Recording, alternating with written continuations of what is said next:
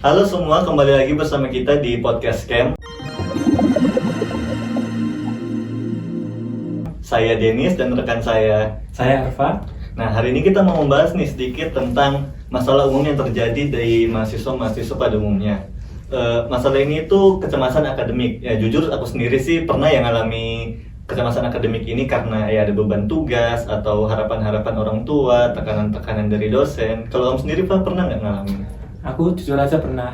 Kayak pas waktu contohnya semester 1 itu kan baru masuk kuliah, beda lingkungannya sama SMA. Bener-bener teman-teman itu yang pengen tahu materinya beda sama kayak waktu kita SMA yang sering tidur itu dibangunin guru. Kalau di kuliah kita tidur ya terserah kamu. Kita kan yang mengejar ilmunya gitu. Nah, tapi menurutmu kurang nggak sih kalau kita cuma berdua aja di sini? Kurang sih. Kita sini punya tamu, seorang dosen dari Universitas Negeri Malang. Nah, sedikit fun fact nih, dosennya ini lulusan dari UI loh. Dan aku dengar-dengar juga dosennya favorit dari mahasiswa-mahasiswa psikologi. Langsung aja ya kita sambut Bu Raisa. Halo. Halo. Apa kabar Bu? Baik, Denis. Halo, Arfa. Nah, di sini Ibu mungkin bisa ngenalin diri sendiri ke penonton-penonton kita hari ini. Oke, halo semuanya. Perkenalkan, nama saya Raisa. Saat ini saya berperan sebagai dosen dari Fakultas Psikologi Universitas Negeri Malang. Mungkin selain jadi dosen di UM sendiri, saya juga dilibatkan menjadi seorang dosen konselor gitu ya, buat mahasiswa-mahasiswi dan seluruh sivitas akademika di Universitas Negeri Malang. Baik Bu, mungkin langsung kita bahas ya Bu, kecemasan akademik ini apa? Jadi yang pertama kan mungkin dari teman-teman sendiri tuh banyak yang belum tahu atau masih asing gitu. Masih apa sih kecemasan akademik itu? Apa bedanya sama kecemasan yang sering kita alami? Dari Bu Raisa sendiri bagaimana? Oke, kalau kita bilang kecemasan dulu mungkin ya, secara general kecemasan ini sebenarnya adalah hal yang wajar dimiliki sama semua manusia gitu ya. Karena kalau cemas itu artinya kita tahu bahwa ada bahaya gitu ya di dalam hidup kita, atau ada bahaya yang akan terjadi di depan kita.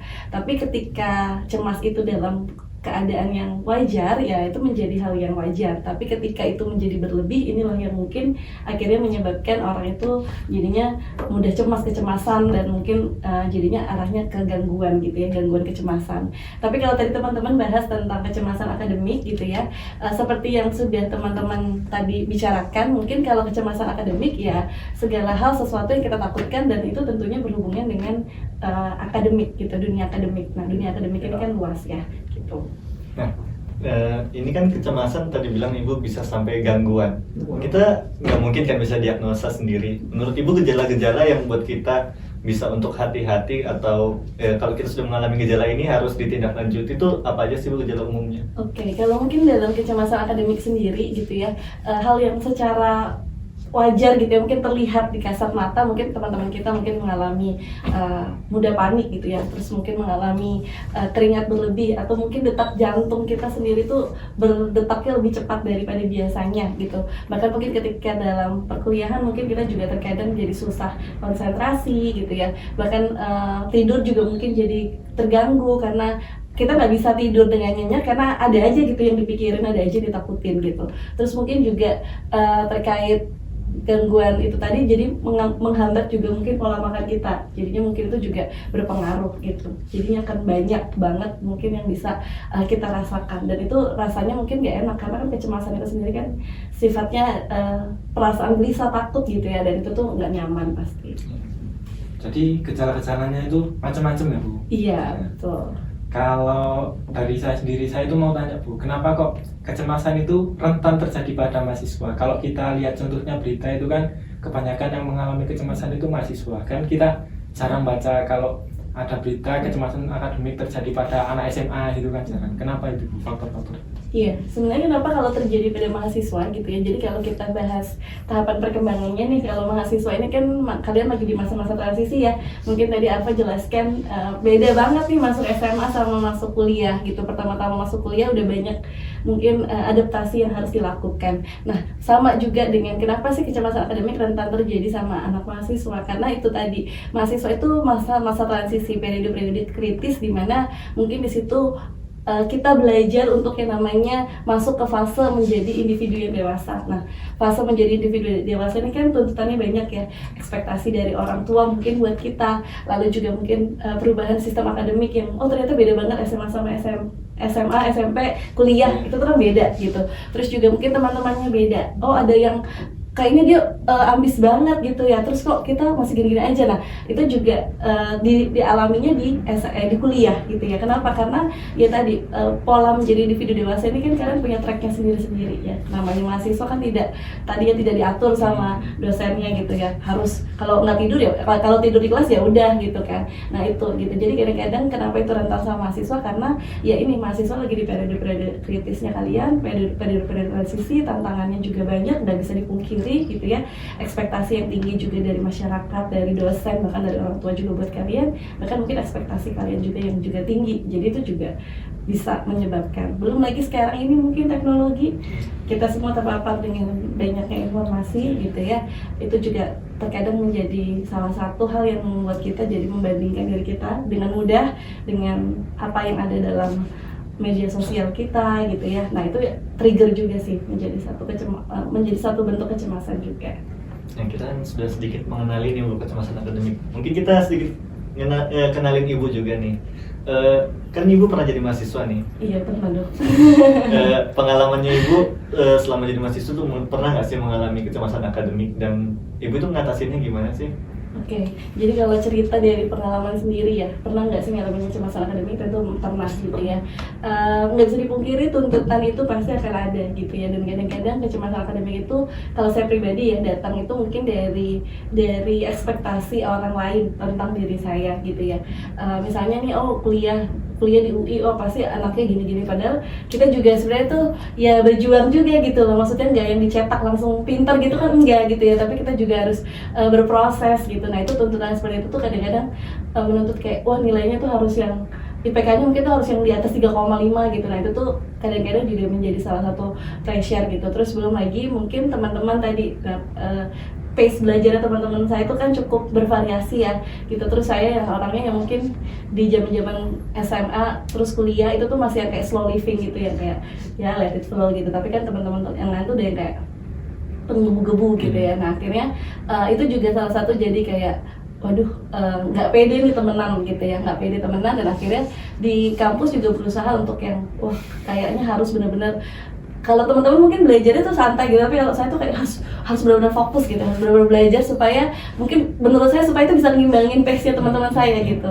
Nah yang kayak gitu tuh sering terjadi gitu. Tapi cara mengatasinya gimana ya? Itu sih kan, ketika kita ada dalam titik itu, kita tahu nih mungkin kita tidak sepintar teman-teman kita, atau mungkin pola belajar kita berbeda dengan teman-teman kita, tapi bukan berarti kita langsung kayak ya udahlah gitu ya, atau kalau langsung kayak down gitu, terus atau kayak nggak ada yang dilakuin, cuma ngebandingin doang, tapi nggak berusaha catch up juga. Ya itu juga jadinya kan kita nggak selesai juga gitu, akan terus ada dalam lingkaran. Betul kayak gitu. Nah itu yang mungkin cara ngatasinya ya, pokoknya saya usahakan untuk saya kenali diri saya kayak saya tahu nih mungkin saya nggak sepintar teman-teman saya, jadi kalau teman-teman saya belajar santai, kalau saya harus effort ya memang itulah usaha yang harus saya tempuh gitu. Usaha tempuh atau effort yang harus saya keluarkan untuk bisa catch up gitu. Kalau enggak ya akhirnya kan saya yang tertinggal kayak gitu. Lebih ke kayak gitu sih jalannya mungkin. Berarti kalau dari saya simpulin tadi, dari pengalaman Bu Raisa itu masalah utamanya Bu Raisa mengalami kecemasan akademik itu dari lingkungan sosial ya? Iya, seperti itu. Tapi kalau bahas lingkungan nih Bu, kan kuliah di UI ini lingkungannya bisa terbilang sangat beragam ya Bu. Ibu selama kuliah itu nyari lingkungan itu, apakah cari lingkungan yang awal-awal misalnya merugikan Ibu dari awal, atau Ibu dari awal sudah mencari yang bisa mensupport Ibu dan mengatasi kecemasan itu? Oke.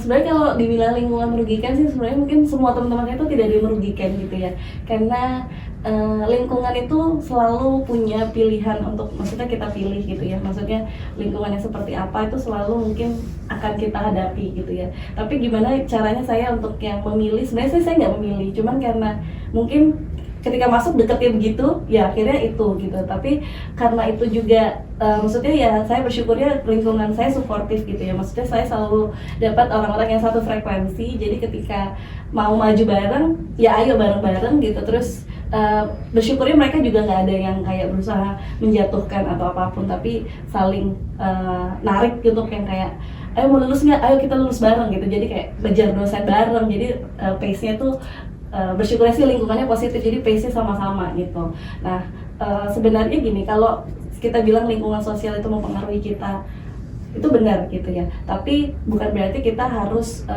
stuck ketika lingkungan sosial kita yang negatif mengajak kita untuk negatif gitu ya. Apalagi kan ini mahasiswa gitu ya, kita sudah punya kemampuan berpikir ya untuk memilah, oh ini baik nih, oh ini tidak baik gitu. Karena itu yang mungkin lingkungan yang tidak baik itu akan selalu ada, tapi kan bagaimana cara kita mengatasinya. Pilihan. Betul, bagaimana cara kita mengatasi. Mungkin kegagalan, saya juga pernah gagal gitu. Ya kegagalan akan terus ada gitu. Tapi kan kalau kita jatuh dalam kegagalan, akhirnya tujuan lain kita tidak tercapai gitu. Jadi ya wajar, gagal itu wajar, salah itu biasa gitu. Tapi mau nggak kita catch up untuk memperbaikinya? Sama dengan lingkungan juga seperti itu gitu. Tapi kalau ini kan lingkungan pertemanan, kalau misalnya dari lingkungan kayak keluarga atau gimana, itu penuh dukungan atau kan ada beberapa orang yang mengalami keluarganya kayak misalnya dari jurusan pun sudah mereka dianggap remeh, dianggap tidak bisa dan sebagainya. Kalau dari keluarganya ibu gimana itu? Ya puji Tuhannya keluarga saya tetap ada dalam lingkungan yang suportif gitu ya. Orang tua saya sebenarnya bukan orang tua yang menuntut untuk harus nomor satu gitu, harus selalu yang terdepan gitu. Yang penting flow-nya saya yang atur, yang penting yang mereka minta ya luluslah tepat waktu gitu, atau minimal IPK jangan sampailah jatuh dari 3 gitu ya. Maksudnya bukan tuntutan yang sangat tinggi banget sampai akhirnya iya, sampai akhirnya saya stres gitu, enggak gitu. Printing saya dengar. Udah, kan kita udah mengenal apa itu kecemasan akademik, dan juga kita udah mendengar cerita dari Bu Raisa gitu. Ini segmen yang terakhir yaitu solusi. Kita kan mendengar podcast ini mencari solusi bagaimana caranya mengatasi kecemasan akademik. Kalau ibu, misal ada mahasiswa yang lagi dikejar deadline tugasnya menumpuk, besok UTS gitu. Kira-kira dia mengalami kecemasan, strategi apa ya Bu kira-kira untuk mengatasi? Oke, itu kalau tugas menumpuk itu kan pasti berarti udah ditunda-tunda nih gitu kan ya. Dari mahasiswanya pribadi ya gitu ya. Jadi sebenarnya hal yang perlu dilakukan adalah mengarrange ulang manajemen waktunya gitu ya. Kalau udah namanya tugas ditumpuk nih, pasti karena kemarin-kemarin tuh udah melakukan prokrastinasi tuh gitu kan. Jadi harus di-arrange ulang. Oke, besok UTS, terus besok harus deadline tugas gitu ya. Ya mau nggak mau kita harus korbankan waktu tidur gitu, jangan jadi malah tapi kita harus tidur, harus sehat, ya itu salah gitu, karena kan besok udah semua deadline tapi kamu tidak mengerjakan, itu kan salah gitu ya. Betul, tanggung jawab itu harus nomor 1. Jadi kerjakan apa yang paling mudah dulu dikerjakan, biasanya kayak gitu. Mungkin tugas karena nggak perlu harus membaca dan mengingatkan untuk menghadapi UTS, ya udah tugas dulu dikerjakan. Tugas selesai, ya oke, tidur sebentar, sejam, bangun lagi untuk belajar UTS sampai pagi misalnya kayak gitu. Berarti nggak tidur terganggu, ya sudah harus terganggu karena kan sudah ditunda tugas-tugasnya gitu. Mungkin manajemen waktu yang pertama yang perlu diperbaiki.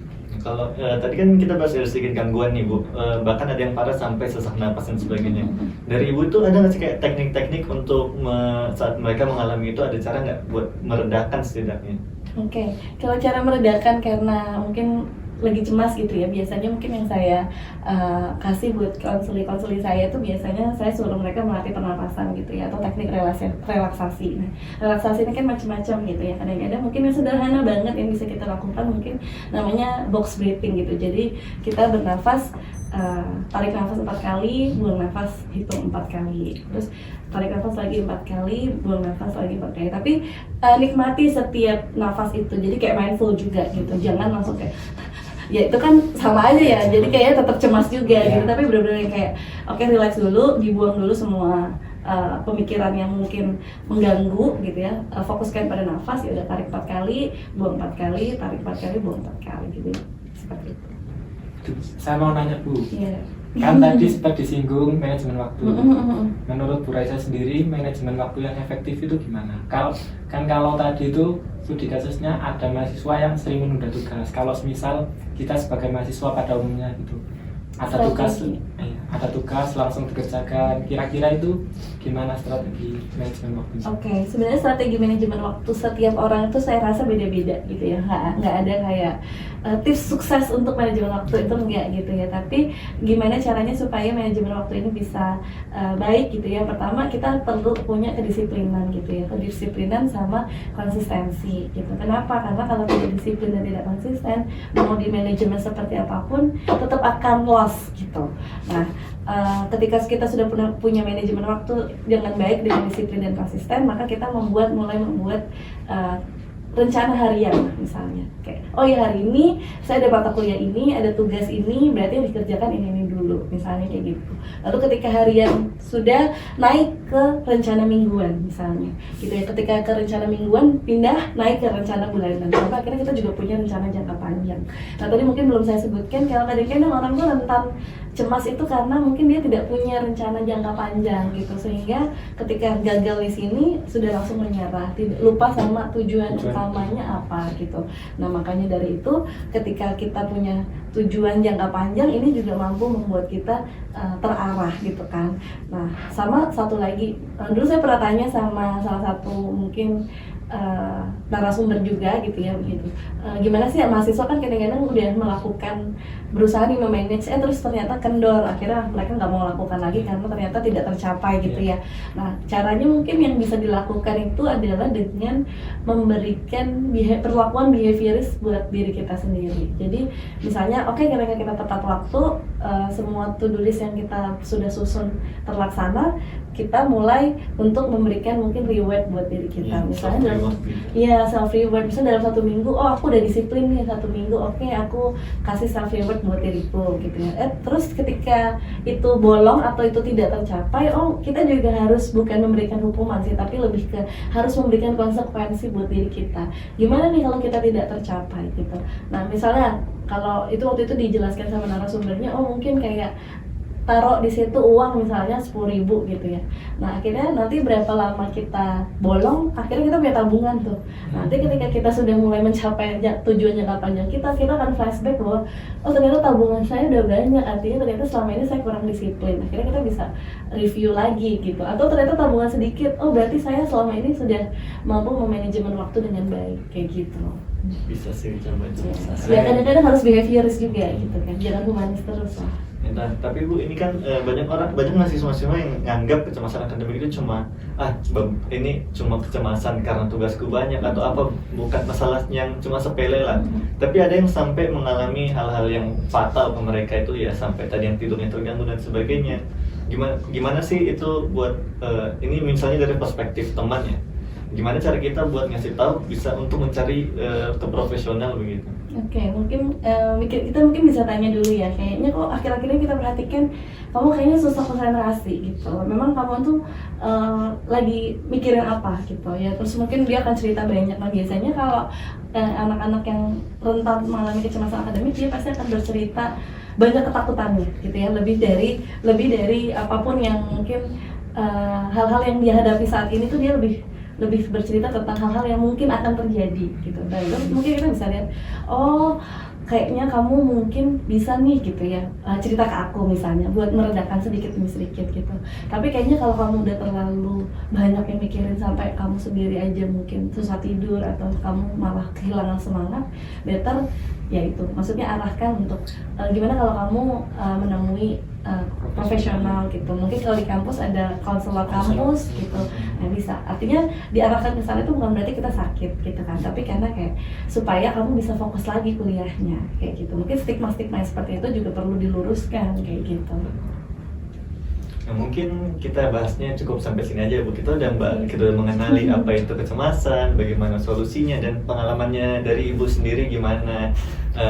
Mungkin sebelum kita menutup nih ya podcast sekali ini, ada nggak pesan-pesan terakhir dari Ibunya?